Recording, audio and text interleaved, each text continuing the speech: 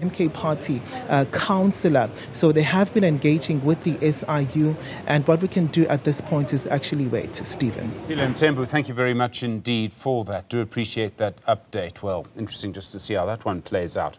A tense scene unfolding this hour in Diepkloof, Zone 5. A group of men has been severely injured in what seems to be a mob attack. It's still not clear what happened, but reports suggest the assault happened earlier today when the men were accused of harassing and terrorising members of the community. Police have now moved in. They've cordoned off the area. They're working to piece together what sparked the violence and who was involved. Newzroom Afrika's Veronica Makhoali is on the ground, joins us now. Veronica, good afternoon to you. A very difficult picture. What do we know at this point? Well, good afternoon, Stephen. I can tell you at this current moment, it's a deeply settling, an unsettling scene here in Diepkloof, Zone 5 in Soweto, where we understand for now that a group of young men were violently beaten and stripped naked, allegedly at the hands of angry community members over here. The visuals that I'm showing you right now, Stephen, from the scene is in fact some of the family members who children essentially were injured. We understand and we can confirm at this current moment that there is one deceased person on the scene, and what unfolded here has really left the neighborhood divided, and some of the residents are saying that they were defending themselves while others are in shock essentially at the level of brutality.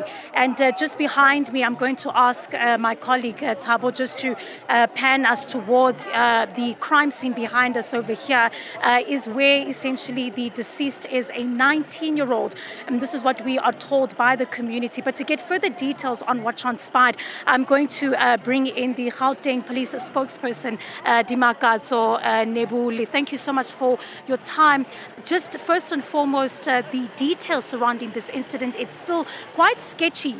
From what I've been told on the ground, community members saying that these were a group of individuals who were terrorizing the community. But do we know this for sure? And can you just tell us what transpired in the early hours of this morning? Thank you very much. What we can confirm here from this unfortunate incident is that in the early hours of this morning, the police did receive a complaint of a vigilantism. And then upon arrival here, that's when they found these four males. One of them, unfortunately, was declared dead. It's a 19-year-old. It's a teenager. And unfortunately, we don't have the ages of the other three. They have been taken to hospital with injuries. So they all had gunshot wounds. So far, the details, as you have said, they are a bit sketchy, but we do have already our detectives are also here in the scene. They will be doing investigations and also gathering information as to exactly what led to this incident and what really happened. And they will be investigating a case of murder and 3 counts of attempted murder. And of course, Diepkloof, as we try and make sense of the scene, already there has been quite a lot of visuals, images, videos that are circulating on social media, particularly from this area.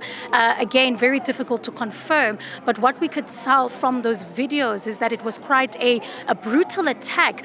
We saw some of the individuals stripped naked, lying on the ground, very clear, severe wounds, as you've mentioned, gunshot wounds as well. I mean, from the police's side, it looked like this was something as well that was carrying on for quite some time. Was there alert, at least, to the Diepkloof police station? Like I've already indicated that we received a call in the early hours of the morning, that was around past 6, that there is this vigilantism incident that is happening. And when the police came here, yes, they found that all the victims were stripped naked, and there was a group of community members. That's why we also had to call public order policing. As you see them behind us, they are here also to try to control and ensure that there is order during this incident. But like I said, the details are a bit sketchy, and the circumstances that led to this unfortunate incident are still sketchy at this stage, but we do have our detectives and they will be working on this, and we believe that our intelligence girls also are here. They are gathering information so that we can get to the root cause of this. Is there any truth to the allegations that the teenagers were essentially part of harassing the community? I believe there was an event that was taking place not far from where we are at a tavern, and they were allegedly robbing some of the community members. We did receive that information, but I should say that that place is not a tavern, and the police station was not aware of that party. But as I've said, as the investigation unfolds, we will follow other steps, because I believe there was a gathering.